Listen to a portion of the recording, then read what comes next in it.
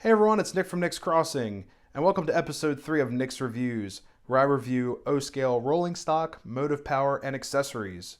Today on the tracks we have my beautiful Chesapeake and Ohio NW2 switcher numbered 624. And this was produced by Lionel from 1952 to 1954 with 2 variations. So what we have on the tracks today is actually a variation B, and that is because of the handrails up here. You can see there are possibly 10 spots up here where the handrail pins would come through to hold up the handrail, but mine only has 3, which are here, here, and here. The variation A would actually have a pin holding it in each spot here, which would make that a variation A. So mine is presumably produced from 53 to 54, not so much the earlier side, which would be 52 to 53. These engines were considered a desirable piece back in the day. Another popular model was the ATSF or Santa Fe switcher engine that also had a mechanical bell on the inside, which are quite hard to find because the bell would just get really annoying because it would ding every couple of inches going down the track. So a lot of people didn't like it. It probably drove their parents crazy back in the day. So if you ever find one with a bell, it's an awesome rare piece. So definitely hold on to that. This engine was actually purchased at a train show a few years back and had tons of issues. It didn't even run, lots of pitting everywhere. The wiring was a mess. So this engine internally was just resoldered. Didn't even have to do a ton of rewiring, but it works so smooth. It's actually probably the smoothest post-war engine of the entire collection, and it's also broken in. So let's get into some cosmetic features that are pretty cool with this engine, starting from the ground up. I do like the hotbox details on your trucks. These are really, really nicely done. Also, they give you an air tank sticking out here with some riveting in that as well. In the back, same deal. You also have a brake cylinder on each one. I forgot to mention that. And moving up, we actually have some detailing back here, some venting. On the sides, we have the beautiful 624 C&O stamped on there. We also have some handrail detail or grab irons going up. We have a smaller handrail up here. Of course, our handrail we just talked about before. And they also give you this really cool GM sticker down there. And I believe in the smallest print ever, it says Electromotive Division, which is super cool. On the front, we have another grab iron here. And then we also have these 2 globes that glow with the headlight, which are under here. On the shell, we have more detailing on top, such as venting here. We go back, a ton of riveting. You also see some of the access portals up top. We have a bell that's glued to the shell. 2 non-painted stacks. They were originally yellow plastic, so those are all original. We also have a cast horn back there. Other cool features, we have a cab headlight, which is pretty cool. A front headlight. And the rear, there is a gem that you guys will see when the train's going around the tracks. Other features, this is pretty interesting. This is actually a radio antenna. And a lot of these become broken off because this is quite flimsy. It is the original antenna, but it has been repaired and glued together very carefully. All right, guys, so we're going to go into the mechanical features or our functioning features of this engine. So from the ground up, we have a rear truck with Magna-Traction, which was a huge thing back in the day. And this is actually one of the first models or toy trains with Magna-Traction equipped. I'm sure back in the day, kids would run these extremely fast and they'd fly off the track. So this helped with it. And check this out. It actually wants to stick to the track. Compared to the front, you can just lift that right up. So it's just an interesting feature of this engine. And above that is a nicely geared pull-more motor that's located in the cab. The cab does not have any cosmetic glass. I'm assuming Lionel left these windows open without placing a piece of ornamental glass or a film to simulate a window for ventilation of the motor. Some of Lionel's larger models that would have 2 pull-more motors would generate a tremendous amount of heat, and you can observe some of the melting of the shell. Fortunately here we have a nice vented cab, so this motor is going to stay nice and cool and also prevent our beautiful model here from melting away. Alright guys, so I carefully placed this model on her side. I really don't want to damage it any more than it already is. So we're going to go into some other details underneath. So here's the location of the reverse or E unit, and here's the switch for it. And I actually have it locked in neutral so you guys could see the lights going off and everything. So pretty cool feature. And yes, this is a 3-position E unit, so you get a forward, neutral, and reverse.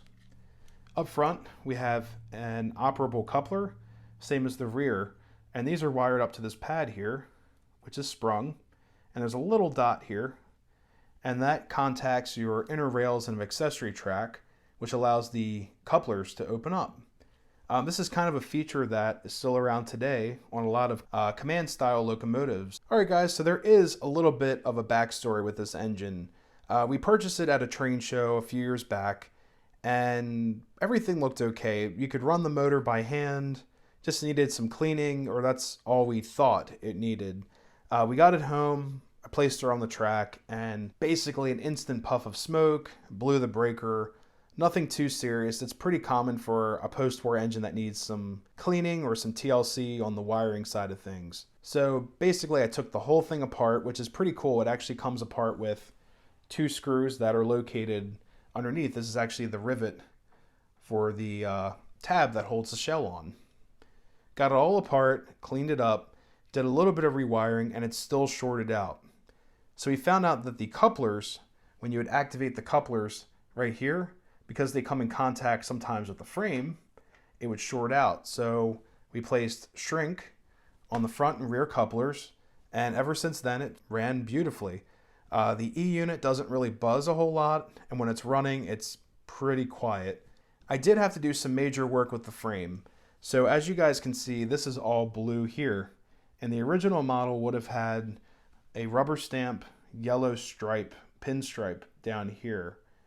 Unfortunately, all of it wore off anyways, and the frame was extremely rusty.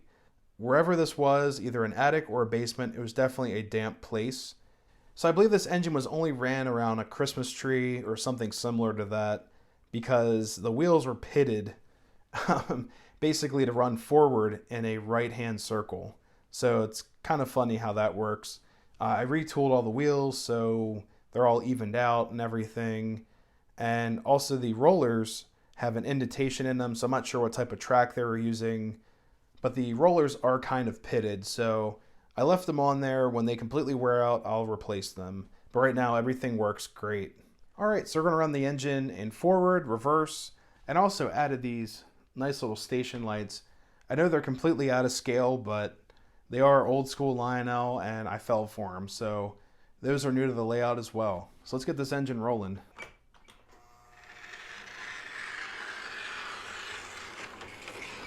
Alright, let's run her in reverse.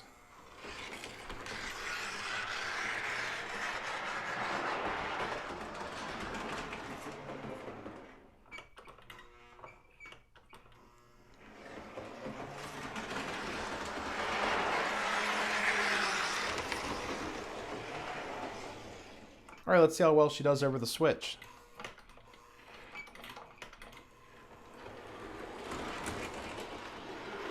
Alright, that's pretty smooth.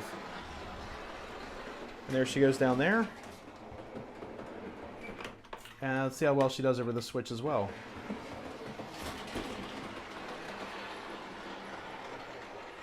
And let's see if this engine can trigger the anti-derail feature in the switch here. Yep. Alright. So she seems to be rolling quite well. The wheels sometimes do skip over my switch frogs. Like these are all considered frogs, all these black parts in here. Basically it's because of the Magna-Traction likes to grip onto the metal frogs compared to the track. So just a little flaw in the Magna-Traction. Usually I'm a huge fan of Magna-Traction stuff, so it's just something that can happen on the railroad here. Alright guys, so I'd like to introduce you to a new segment on the channel, the Car of the Week. Alright, let's see if our Mr. Plymouth can bring our car in. He's come a long way from our mountain over there. And alright buddy, you can go a little bit faster than that. Come on. Alright, you're doing good. Oh, crossing gates triggered there. And here's the Car of the Week, presented by Mr. Plymouth. Alright. So I'm going to send him back. We don't need him right now. Let's decouple. There we go. All right. I promise I'll review you one day, but you have to go back to your mountain. Nope, nope, wrong way. You got to go back. There we go. All right, we're sending him back to the mountain. All right, get out of here. All right. All right, everyone, thank Mr. Plymouth for me. He is a rambunctious individual.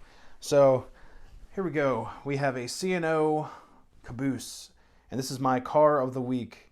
And this is a Lionel 1980s model. I just love the detailing of it. Not going to go too far into the history of this thing. I love the designs on it. It looks like it is missing some items here, or they could have put other items on here, such as like a lantern there. But I always love these circular windows, and the caboose is lighted. I love the little pinstripe down there. Lots of riveting detail. It's got the classic chassis cat next to chassis system. So let's get this hooked up to our consist of cars. I'm going to run some chassis system cars with our Chesapeake and Ohio. All right, guys, all aboard.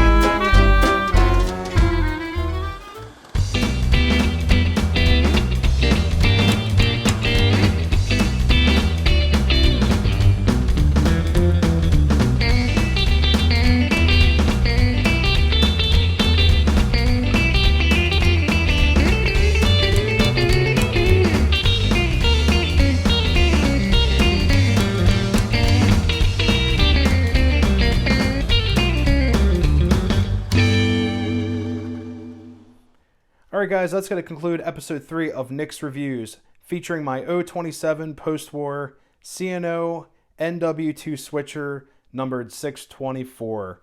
I love this thing, it runs great, and also it looks awesome with this set of C&O and Baltimore and Ohio cars I have on the tracks. Hopefully you guys enjoyed the Car of the Week segment, and I'm going to do that from now on featuring a simple car, but if I end up getting a set of cars to review or a set of passenger cars, that will definitely be a separate review. But thank you guys so much for joining me for this review. And if you guys are new to the channel, please consider subscribing and make sure you hit that bell for content just like this. Also, I love to hear your guys' comments and give the video a like. It's the simplest thing to do. But anyways, guys, that's a wrap for today. Thank you so much for watching and I hope to see you in future reviews.